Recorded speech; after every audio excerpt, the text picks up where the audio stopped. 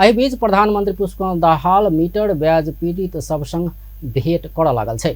शुक्र दिन गृह मंत्रालय में मीटर ब्याज पीड़ित आ सरकारी टोली के दोसर चरण के परामर्श बाद प्रधानमंत्री शुक्र दिने पीड़ित सब संग भेंट करबाक प्रतिबद्धता सरकार से आयल अछि। एहि संगे शनि दिन फेर परामर्श करबाक कहैत शुक्र दिन के परामर्श समाप्त भेल छै।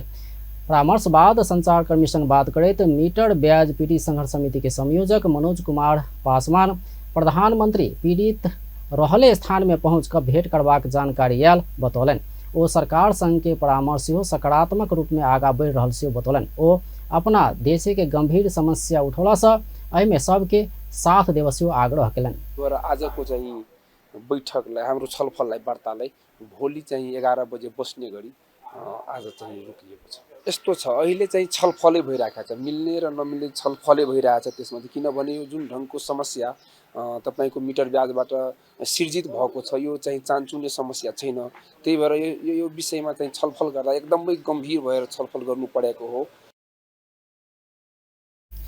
मीटर ब्याज विरोध के संघर्ष समिति तमसुक व्यवस्था खारिज कर मीटर ब्याज पीड़ित सबके पक्ष में कानून निर्माण कर चेक व तमसुक से लेन देन के मुद्दा दर्ता भेला बाद संपत्ति के स्रोत खारिज कर कानून निर्माण कर साहूकार सबके अवैध ठहरल गेल संपत्ति जेकर नाम से आयल छै ओकरे नाम में फिरता हेबाक व्यवस्था व जाहिसँ संपत्ति अपन संपत्ति ठगी केने दावी केला पर ओकरे नाम में फिरता हेबाक कानूनी व्यवस्था कर मांग केलक अछि। तहिना पीड़क साहूकार ऊपर ठगी आ विश्वासघात के मुद्दा दर्ता सहज ढंग से हेबाक व्यवस्था कर अदालत से पकड़ाव पूर्जी काटने हक में उल्लेखित प्रक्रिया पूरा भेला बाद मात्र कार्यान्वयन में जेबाक व्यवस्था कर तमसुक के आधार में अदालत में चलाओल गेल मुद्दा तत्काल स्थगन कर बैंक सबसे सहज आ सरल रूप में पावे वाला व्यवस्था कर बैंकिंग वैदेशिक रोजगारी में जाय चाह वाला सबके लेल सरकार के गारंटी में बैंक से सहज रूप में कर्जा व्यवस्था कर कानून निर्माण क